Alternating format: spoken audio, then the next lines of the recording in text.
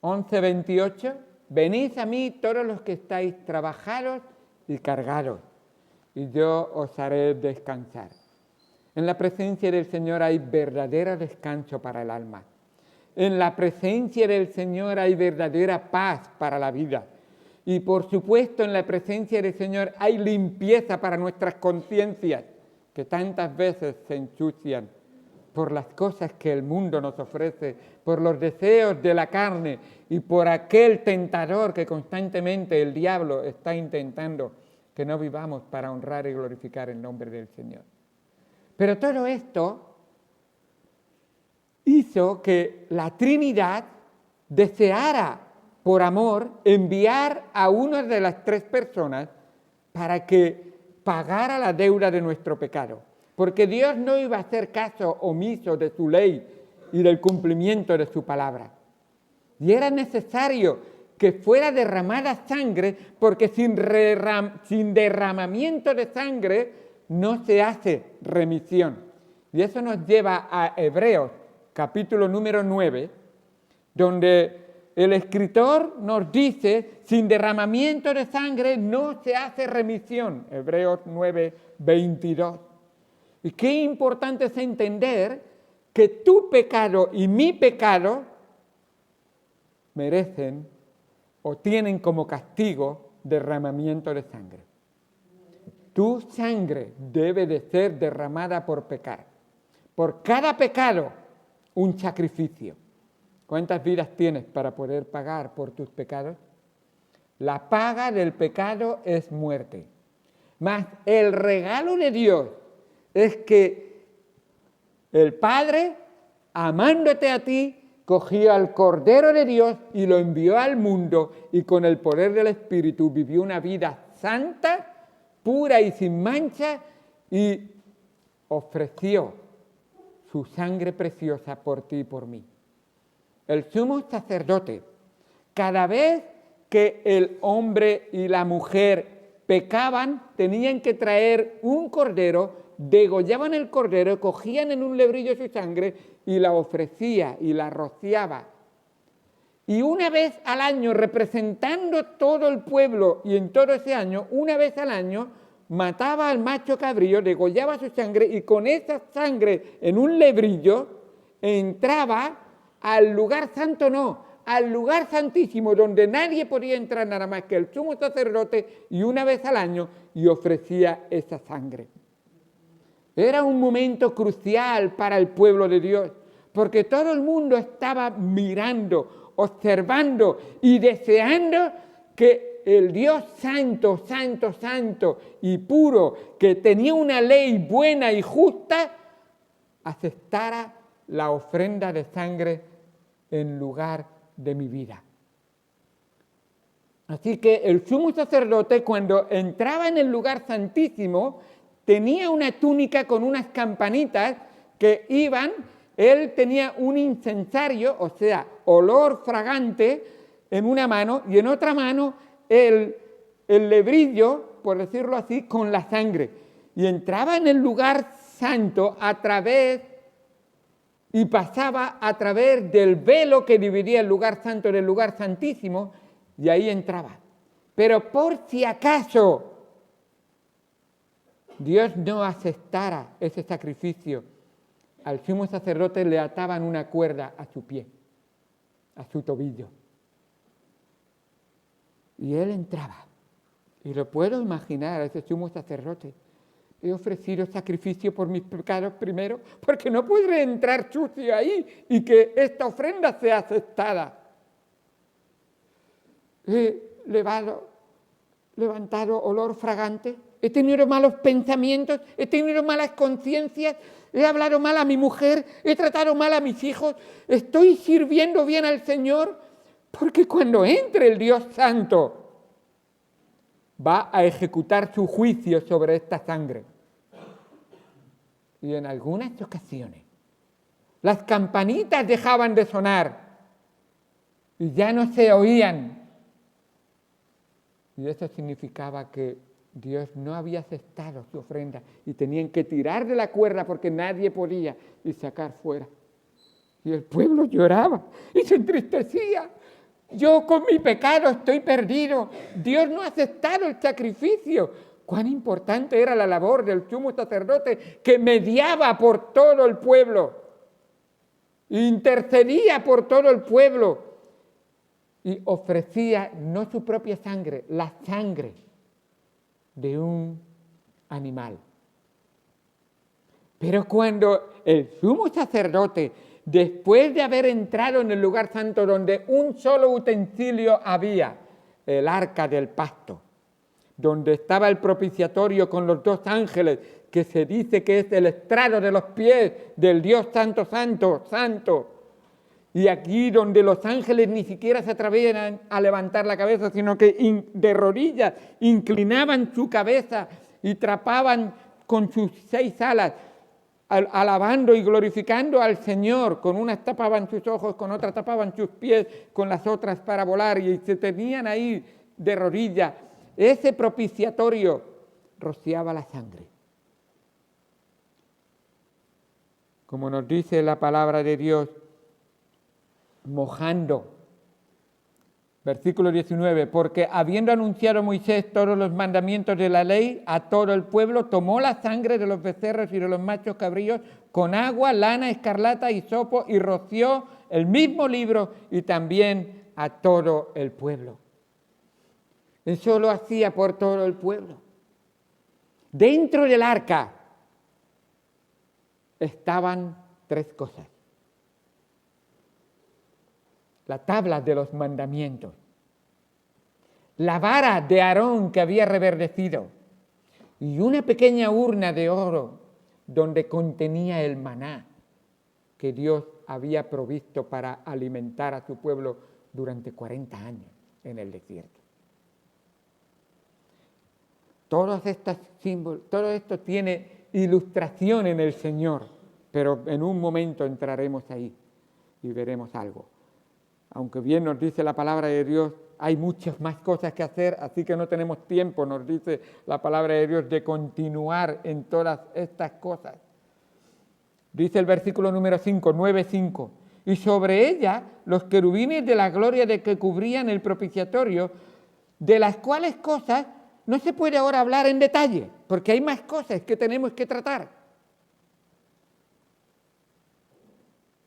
Cuando la ofrenda la sangre era rociada con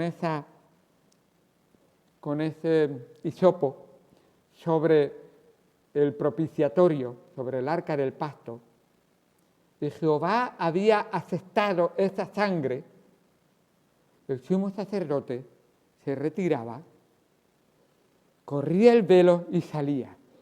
Y no puedes imaginar al pueblo mirando y observando, y cuando el sumo sacerdote salía, un gran clamor de alegría, ¡gloria a Dios! Mi pecado ha sido tapado, cubierto por la sangre de Cristo. Gloria a Dios por lo que Él había hecho.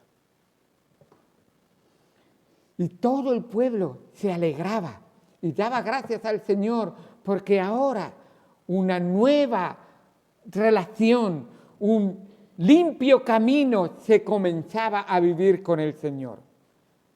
Porque sin limpieza de pecado no hay comunión ni reconciliación con el Señor. El hombre que pecare, ese morirá. Era la ley. Así es. Necesitaba un cordero y este cordero era aceptado. Ahora, en 9:23 quisiera mostraros un mejor sacrificio que el Señor nos mostró.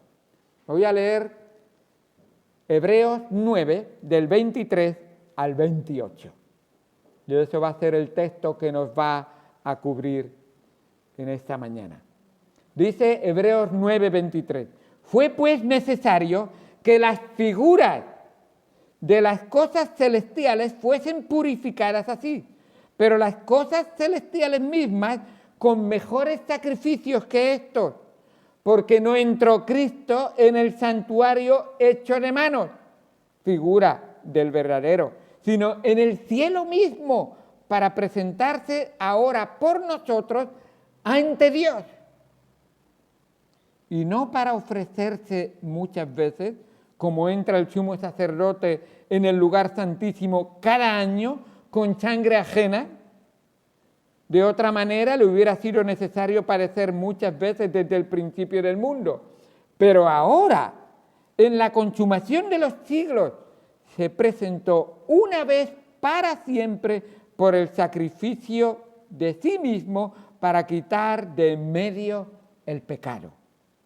Y de la manera que está establecido para los hombres que mueran una sola vez y después de esto el juicio, así también Cristo fue ofrecido una sola vez para llevar los pecados de muchos y aparecerá por segunda vez sin relación con el pecado para salvar a los que le esperan. Vamos al Señor en oración y en un momento entraremos en la gran lección que el Señor tiene para nosotros. Amado Señor Dios Santo, gracias por tu palabra y por lo que tú nos enseñas a través de ella. Ayúdanos, Señor, a conocerte, a comprenderte y, por supuesto, a creerte para que tú vivas en nuestro corazón. Señor, que estas enseñanzas se traduzcan en hechos en nuestras vidas. Que la comprensión de tu palabra nos acerque más a tu presencia y que podamos vivir de tal manera que honremos y glorifiquemos tu palabra. Bendice, Señor, a cada hermano, a cada persona que está aquí en esta mañana. Si hay alguien que todavía no te ha conocido y no puede entrar en este lugar santísimo porque la sangre de Cristo no ha rociado, no ha limpiado su corazón, que hoy sea día de salvación. Gloria a Dios por lo que tú haces por nosotros. En el nombre de Cristo Jesús te damos gracias por todo. Amén.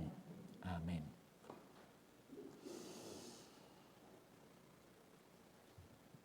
Nos dice el versículo número 23, y lleva diciéndolo en varias ocasiones, fue pues necesario que las figuras de las cosas celestiales, figuras o representaciones de las cosas celestiales, fuesen purificadas. Y quisiera haceros comprender esto. Es verdad, y se lo he dicho yo hoy, el estudio de Hebreos requiere concentración, requiere minuciosamente estudio, requiere realmente que estas cosas que el mismo escritor dice son difíciles, incluso largas de explicar. Pero trato de hacer que podáis entender, que podáis comprender lo que significa esto. Cuando dice figuras, representación, está tratando de decir no que, y lo digo ya de antemano, no que las cosas del Antiguo Testamento no eran así de importantes, sino que sí que eran. Y os lo voy a poner en un ejemplo sencillo y llano. Traté de pensar, digo, a ver, ¿qué puedo hacer? ¿Quién de aquí conoce el juego que se llama Monopoly? ¿Alguien ha jugado o conoce el Monopoly? Por lo menos tiene idea. Monopoly, muy bien, perfecto. El Monopoly, es un juego americano, tiene la siguiente idea. Todo lo que hay ahí son, y si te das cuenta en el tablero, son terrenos que representan terrenos reales. Y luego se edifican casas en esos terrenos, incluso tienen nombres, las calles reales. El que yo tenía calles de Madrid, la calle Serrano, la calle, no me acuerdo ahora, pero así era. Y representaban cosas reales. De hecho, había un buen manojo que se repartía de billetes. Y tenía billetes de 1 peseta, de 10 pesetas, no me acuerdo cómo era, porque eran pesetas el mío. Así que los que no habéis nacido antes del 2000 no tenéis ni idea de lo que son pesetas, pero a partir del 2000 fueron euros, pero era en pesetas, así que teníamos 1.000 pesetas, 5.000 pesetas y el billete de 10.000 pesetas, que era lo máximo, que no lo veía nadie. Era ese que decía, sé que existe, pero no lo conozco. Pero en fin, así era. Y el dinero también representaba era una representación del dinero real. Así que el Monopoly es figura de algo real, es una representación de algo real. Las calles representaban calles reales, el dinero representaba dinero real. Yo no podía coger el dinero, ¡guau!, 50.000 pesetas, e irme a la tienda de enfrente y decir, toma, toma. No, eso representa, pero no es real. Todas las cosas que en el Antiguo Testamento, en el Antiguo Pacto, mejor dicho, y debo decir Antiguo Pacto, porque en el Antiguo Testamento hay cosas que son profecías todavía por cumplirse, no han pasado. Pero todas las cosas del Antiguo Pacto que tenía que ver con el templo, con los sacrificios, con las purificaciones, con los lavatorios, con todas estas cosas, eran representaciones de la realidad que se cumplió en Cristo. Ahora, esas representaciones no había que desecharlas, había que cumplirlas, porque esas representaciones, por ejemplo, el lavatorio que tenían, el templo estaba dividido en tres partes, estaba el atrio, el lugar santo y el lugar santísimo. En el atrio podían entrar todos los judíos, creyentes, en el lugar santo podían entrar los levitas y sacerdotes, especialmente los sacerdotes. Levitas entraban para hacer y deshacer cosas, no para oficiar el sacerdocio, por supuesto que no. Solamente la familia de Aarón podía entrar para oficiar en el lugar santo. Y en el lugar santísimo no podía entrar nadie más, y únicamente el sumo sacerdote y una sola vez al año. En el atrio se encontraban los siguientes instrumentos. Estaba el altar del holocausto, después estaba el lavatorio de bronce, donde se lavaban. Después, entrando en el lugar santo, tenías tres instrumentos. Tenías a la derecha la menorá, la lámpara de 7 brazos, tenías el altar del incienso, y luego a la derecha te encontrabas la mesa de la proposición con los 12 panes que representaban a las 12 tribus de Israel. Y luego, entrando en el lugar santísimo, te encontrabas el arca de Jehová, que simbolizaba la presencia del Señor. No sé si te has fijado la ilustración. Tenemos el arca de Jehová, que simboliza la presencia del Señor en el lugar santísimo. Pasamos al lugar santo y tenemos la menorá, tenemos el altar del incienso y la mesa de la proposición. Y luego tenemos aquí abajo el lavatorio y luego el altar del holocausto. ¿Qué figura te ha parecido que se ha ilustrado ahí? Tenemos la cruz. Tenemos la cruz ahí perfectamente detallada. Es a través de la cruz que todo esto confluye y se cumple en el Señor Jesucristo. Así que, de alguna manera, todo esto está siendo una representación de la realidad que es Cristo y del santuario en el que Cristo entró en la presencia de Dios cuando murió. Así que esto, ahora, pensando en esto, era necesario que esa representación se siguiera fielmente, porque si no se rompería la ilustración de la realidad que se cumpliría en Cristo. ¿Sabéis? A propósito de esto, para poneros un ejemplo, ¿sabéis por qué Moisés no entró en la tierra prometida? Porque lo que él hizo con la roca, al golpearla, era una representación de la realidad que sufriría Cristo. La primera vez que el pueblo se quejó y quería agua, Dios le dijo a Moisés, Moisés, golpea la roca y de la roca saldrá agua.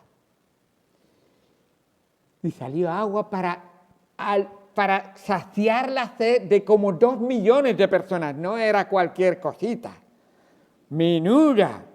¿Qué manantial de agua saldría de ahí para saciar la sed de como 2 millones de personas y llenar las tinajas y los recipientes que tendrían esos 2 millones de personas? ¡Wow! Salió agua de verdad, no era un chorrito. Ahora, el pueblo volvió a quejarse y volvió a pedir agua. Estamos en este desierto y nos has sacado para matarnos de sed. Moisés, estamos hartos de ti. Siempre nos lo pasamos mal por tu culpa. Y Moisés viene delante del Señor. Señor, ¿qué pasa con este pueblo? Siempre me echan a mí la culpa. ¿Yo qué voy a hacer? Y el Señor le dice, ve y habla a la roca y de la roca saldrá agua para saciarles a todos. Y él, mientras está yendo, el pueblo le importuna y le queja. Mira, Moisés, estamos ya cansados de ti. Y en vez de hablarle a la ropa, le golpeó varias veces. Recuerda, mira si es importante la representación. La roca iba a ser golpeada una sola vez y iba a saciar a toda la humanidad y a limpiarle a toda la humanidad de su pecado. Pero cuando Moisés la segunda vez no habló, sino que golpeó, rompió la ilustración que ahora mismo vamos a ver, de que un solo sacrificio sería suficiente, una sola muerte, una sola vez crucificado, sería suficiente para salvar a todos. Y Dios le dijo, Moisés, eso era una representación, pero tú has roto la representación. Has hecho caso omiso a mi palabra que yo te mandé. Ahora el pueblo, por tu mala interpretación, por tu mala aplicación, por no tener dominio propio y confiar en mí, no va a entender esa ilustración. Tú no vas a entrar en la tierra prometida. Y Moisés fue el hombre más manso de la tierra, dice Dios mismo. Pero por esa explosión que tuvo en él, Dios le dijo, verás la tierra de lejos, como un regalo que te voy a dar, pero no vas a entrar en ella. Hermanos, las representaciones son dignas de ser respetadas, de ser estudiadas, de ser comprendidas y aplicadas para que la realidad que se cumple en Cristo sea comprendida y entendida.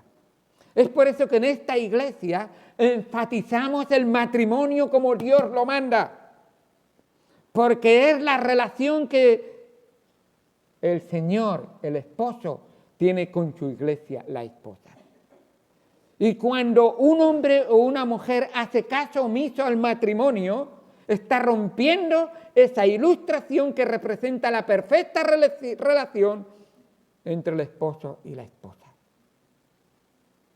Animamos a comprender que el Señor nos perdona y nos limpia, y Dios perdonó a Moisés y no le condenó, sino que no le condenó al infierno, sino que sufrió las consecuencias, y eso pasa en toda nuestra vida.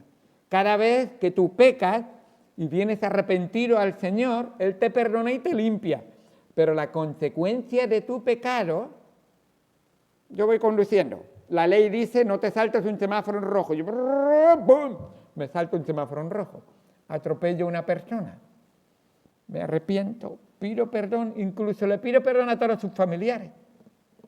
Y los familiares dicen, bueno, qué dolor más grande, qué tristeza más grande, pero la verdad es que no has sido soberbio, no has sido malo, y la indemnización de alguna manera no nos va a devolver la vida del que atropellaste, pero dentro de lo que cabe tú vas a pagar por tus pecados, por no cumplir la ley. La ley dice que si matas a una persona saltándote un semáforo en rojo son 2 años de cárcel, y tú vas a la cárcel 2 años. Y tú dices, me he arrepentido, me han perdonado, pero las consecuencias las he cobrado. Y así es, realmente. Por la gracia de Dios, cuando tú vienes al Señor, la consecuencia final del pecado es ir al infierno. Él lo pagó por ti y te libró del infierno. Si tú has creído y confiado en Él, tú sufrirás las consecuencias terrenales de tu pecado, pero la consecuencia final, eterna de tu pecado, Él te habrá librado y te habrá perdonado y limpiado. Y podrás entrar en la presencia de Dios. Ahora, todo esto para enseñar que las figuras, representaciones e ilustraciones de la palabra de Dios que sacamos del Antiguo Testamento para aplicar al Nuevo son muy importantes, hermanos. No da igual el Antiguo Testamento. Os digo una cosa, tú quitas el Antiguo Testamento y el Nuevo Testamento se cae, se desmorona. No tiene base. El Nuevo Testamento está basado sobre las verdades fundamentales del Antiguo Testamento. Continuando con el tema, nos dice en el versículo 23, fue pues necesario que las figuras de las cosas celestiales fuesen purificadas así. Cuando el sumo sacerdote entraba con el lebrillo de sangre y el hisopo, mojaba en la sangre y a la menorá, entrando en el lugar santísimo, le rociaba sangre. En un sentido figurado estaba purificando. Y al altar del incienso le rociaba sangre. A la mesa de la proposición mojaba, rociaba. Y iba purificando. Y de alguna manera también al pueblo. Y él entraba con esa sangre. Entraba en el lugar santísimo y volvía a mojar y rociaba el arca del pacto. Y él ahí mismo iba como rociando el camino por donde iba pasando. Y luego salía. Ahora, todo esto es una forma de cómo se purifica. Porque nos dice la palabra en el versículo 22. Y casi todo es purificado según la ley con sangre. Ahora, alguno me dirá, casi todo dice. Sí, dice casi todo. Y es verdad. Pero lo que está necesario, lo que ves ahí, es que la ley exigía que para venir a la presencia de Dios tenía que ser purificado todo. Y esa purificación es verdad que algunas cosas eran purificadas con agua, algunas otras cosas eran purificadas con el incienso, algunas otras cosas eran purificadas con el fuego. Y todo esto era necesario. Si alguno de vosotros anotáis, pues podéis anotar con el agua. Éxodo 19, versículo, no me acuerdo, 10. Dice, laven los vestidos antes de entrar en su presencia. Tenían que lavar sus vestidos antes de entrar en la presencia del Señor. Y eso se lavaba con agua. Y luego, por ejemplo, con incienso, pues en Números 16, 46 y 47, puso incienso e hizo expiación. Ese incienso era, en el altar del incienso, había cenizas de aquellas hierbas aromáticas, de aquellos aceites que se ponían. Entonces cogían con una pala un poco y lo ponían en un incensario y con él iban dando olor fragante, por decirlo de alguna manera, para purificar el ambiente, o para purificar realmente las personas que estaban ahí. Y luego, en cuanto a fuego, en Números 31, 23, nos dice la palabra de Dios que cada vez que conquistaban algo y cogían los bienes, Dios decía, todo lo que paséis por fuego y lo resista, el fuego lo purificará y podéis traerlo a la ofrenda a Dios o repartir como se hacía el botín, se repartía también. Lo que se quemaba no podían tenerlo. El fuego también purificaba, pero tú y yo, si hubiéramos sido judíos en aquel momento, teníamos que ser purificados por sangre. Por eso termina diciendo el versículo 22. Y sin derramamiento de sangre no se hace remisión. Así que el casi, ya lo he explicado, porque la mente a veces funciona así, dice casi, entonces hay pecados que no, no es pecado, es otras formas que también utilizaban. Agua. La palabra de Dios, hemos leído en Juan, hermano Fernando, Juan 15, versículo 3. ¿Qué dice el versículo número 3? Ya vosotros estáis limpios por la palabra que os he hablado. La palabra es agua pura, que lava nuestra conciencia y nuestra mente. Habéis visto lo que hace el agua, ¿no? Llenáis un vaso de Coca-Cola, que lo habéis dejado ahí 5 días y se ha solidificado ahí, lo ponéis bajo el grifo y abrís el grifo y lo dejáis chorrear. Y va llenándose el agua turbia, el agua oscura, el agua va aclarándose, y cuando lleva un buen rato, ha quedado todo transparente y limpio. Es lo que hace la palabra de Dios en nuestra mente, en nuestra conciencia, en nuestro corazón. Nos purifica. Ya vosotros estáis limpios por la palabra que os he hablado, y la palabra que estáis comiendo, y la palabra que os estáis alimentando, y la palabra que estáis memorizando, y la palabra que estáis guardando en vuestros corazones. Es palabra de Dios que nos limpia. Pero tu pecado y mi pecado, sin derramamiento de sangre no se hace remisión. Ahora, ¿qué sangre aceptará Dios, Padre, y dará su aprobación? Y será una vez para siempre, y no va a ser necesaria más derramamiento de sangre, ni más sacrificio, ni más sacerdotes, ni sumos sacerdotes que tienen que ser renovados y tienen que hacer sacrificio por ellos mismos y después por el pueblo, y esto es una labor que nunca se acaba. Versículo número 23, seguimos leyendo. Pero las cosas celestiales mismas, con mejores sacrificios que estos. ¿Cuál es el mejor sacrificio que todos estos? Y dice mejores en plural porque está hablando que Cristo es un sacrificio más, pero es el mejor de todos. Y tiene que ser mejor que todos estos sacrificios. Y tiene que ser una sangre pura, sin mancha y única. Aquel sacrificio, aquella sangre que ha vivido una vida sin ni un pecado, sin ni un engaño en su boca, sin nada que Dios reproche y que ninguna persona pueda señalarle y acusarle. Porque no entró Cristo en el santuario hecho de mano. O sea, Jesucristo no entró ahí en el lugar santísimo. Y me llama la atención, anda, si solamente Cristo, Dios aceptaba el sacrificio que entraba en el lugar santísimo. ¿Dónde entró? Y ahora me remito a las predicaciones anteriores.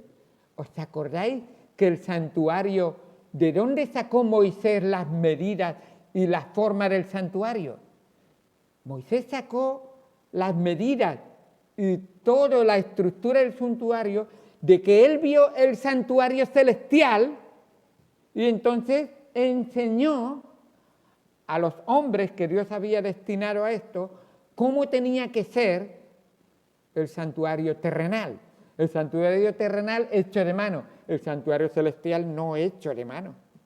Y nos dice el versículo 24, porque no entró Cristo en el santuario hecho de mano, figura del verdadero, o sea, ese santuario era necesario que se hiciera. Igual, repito otra vez, las representaciones son importantes. Esta era figura del verdadero, sino en el cielo mismo. Ahora, ese santuario, él fue al cielo y llegó a la presencia de Dios. Y allí ofreció por ti y por mí, si has creído y confiado en él. Dice en el versículo, para presentarse ahora por nosotros ante Dios.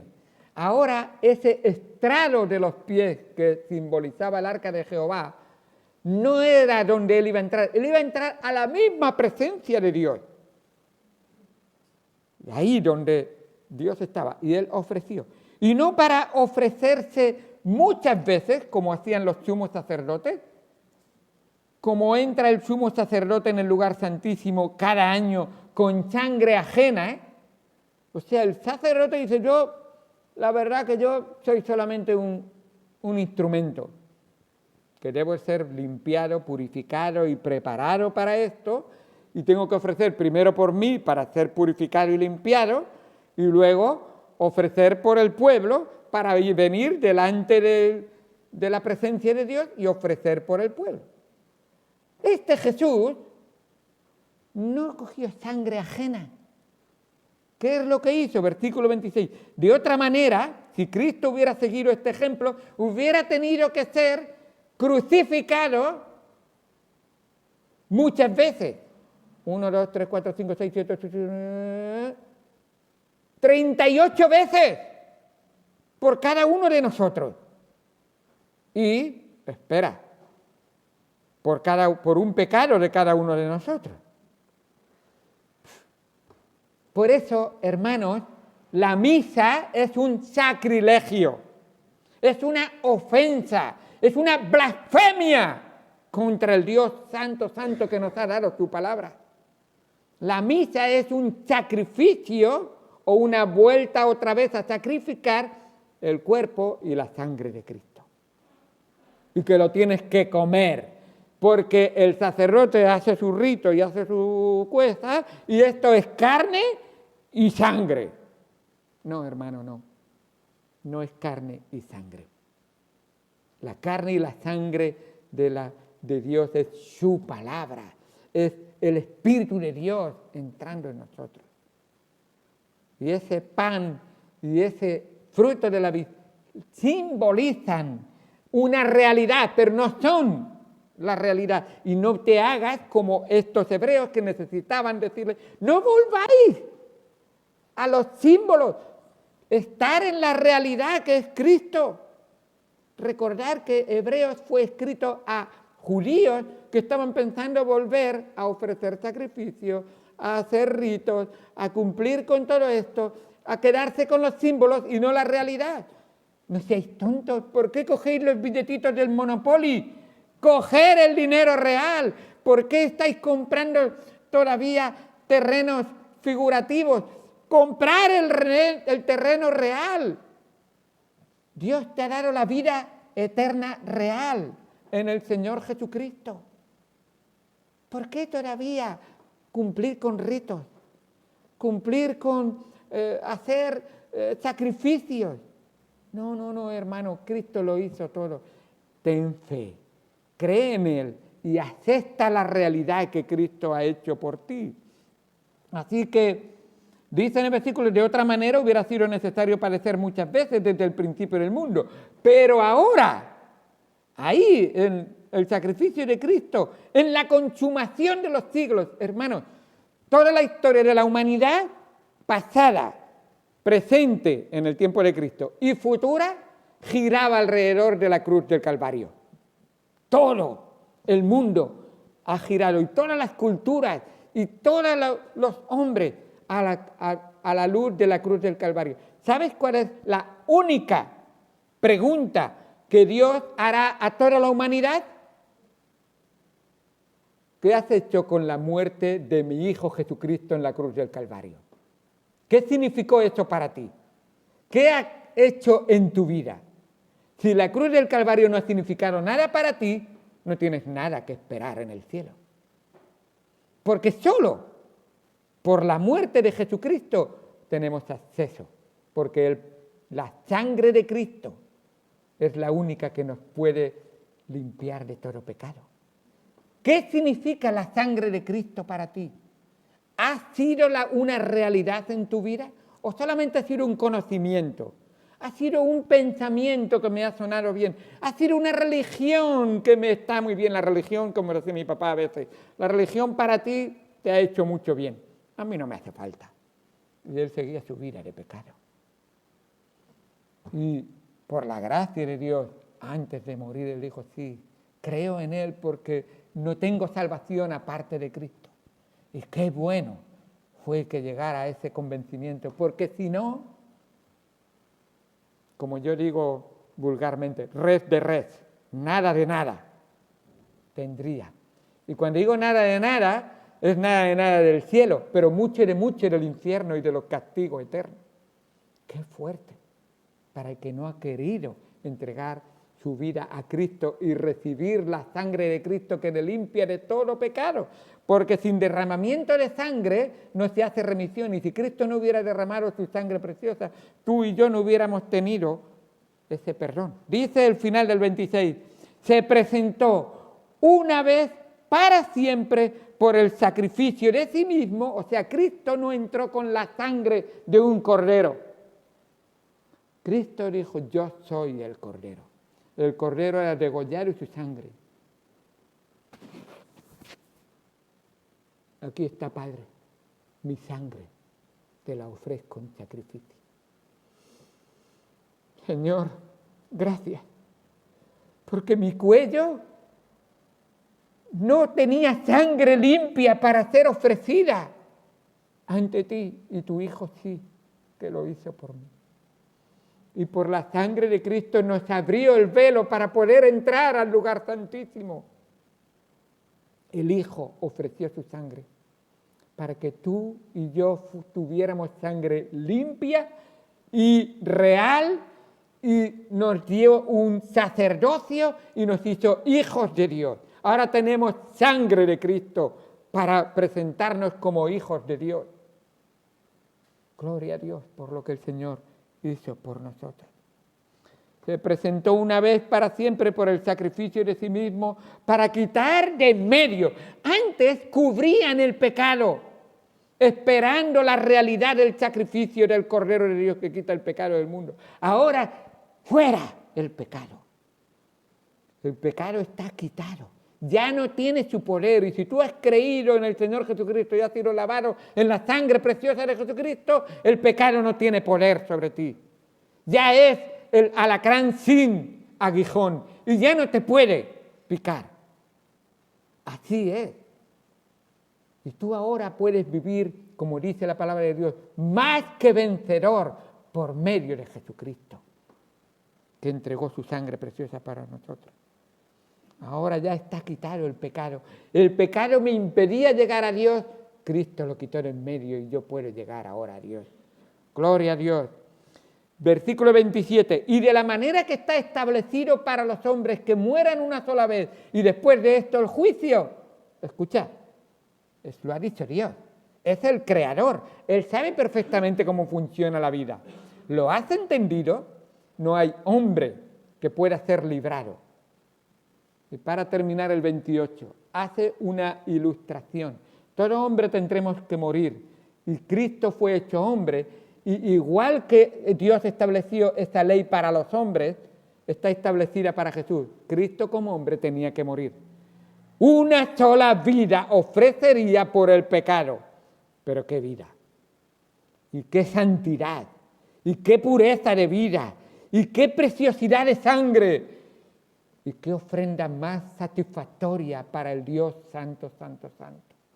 Nos dice el 28, así también Cristo fue ofrecido una sola vez para llevar los pecados de muchos.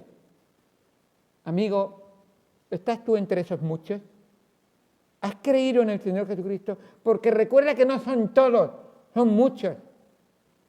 Eso significa que tú puedes estar en una iglesia y ser uno de los que escucha, pero no está entre los muchos, porque no ha creído y ha confiado en Él.